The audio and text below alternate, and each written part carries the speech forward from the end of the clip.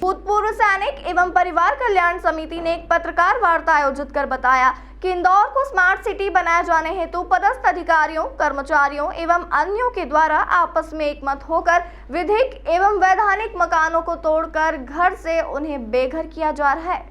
दरअसल मामला महू नाका स्थित एमओजी लाइन से धार रोड इंदौर का है, जिसमें भूतपूर्व सैनिक एवं परिवार के लोग भी निवास करते हैं तथा इन लोगों के द्वारा मध्य भारत काल के समय से ही देश हित में अपना बलिदान एवं योगदान भी दिया गया है।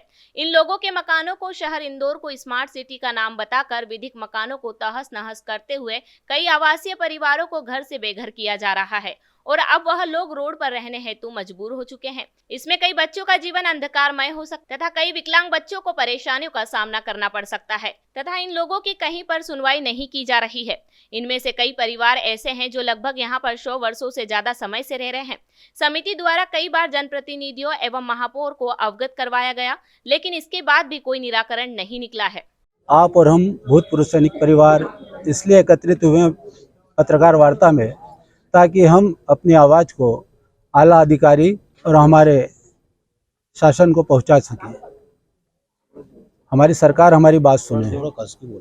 माननीय प्रधानमंत्री जी जो कि हम सभी सैनिकों का सम्मान करते हैं, उनके परिवार का सम्मान करते हैं, उसी आशा को लेकर ये कार्यक्रम हमने रखा है कि 8 तारीख को स्मार्ट सिटी के नाम से जो हमारे 4 भूतपूर्व सैनिक भाइयों के मकानों पर प्रहार हुआ है, वो घर से बेघर हुए हैं, उसके लिए हम सब लोग आहत हैं।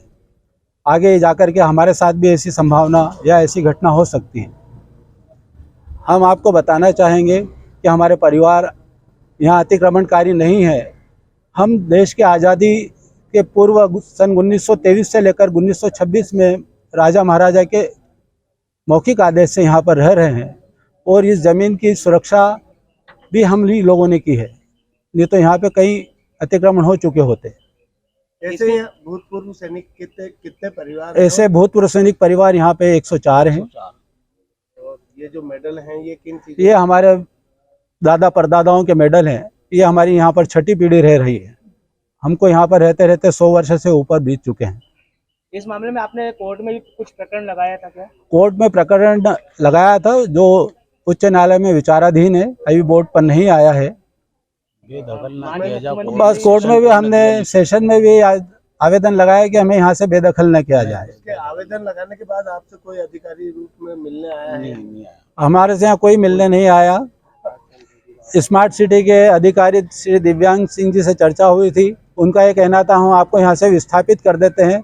विस्थापित वो कर रहे थे, हमको झुग्गी झोपड़ी निवासियों के लिए जो मकान बनाए हैं उनमें पीएम योजना के अंतर्गत जो मकान बनाया बुढ़ानिया में, वहाँ जाने की बात कर रहे थे। हमारी माता बहनों से हमने जानकारी ली। हमारी माता बहनों का कहना है हम हमारी प्राण आहुति दे देंगे लेकिन एमओजी लाइन से यहाँ से नहीं जाएंगे। आपकी मांगे पूरी नहीं होती हैं तो उसको लेकर आपका अगला कदम क्या होगा?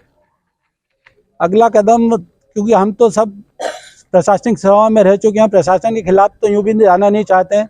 हम निवेदन ही कर रहे हैं आप लोगों के थ्रू कि हमें यहाँ से नहीं हटाया जाए। अगला कदम कोर्ट न्यायालय के अलावा हमारे पास कोई रास्ता बचा नहीं है। संबंध में आप नगरीय प्रशासन मंत्री जी से मिले? नगरीय प्रशासन मंत्री जी से मिले थे, माननीय कैलाश जी से ही मिल के आए थे, हमारे शरद भाई यादव जी, और मैं खुद भी गया था। उनका कहना था पुष्पवंत जी भार्गव जी से मिल लीजिए।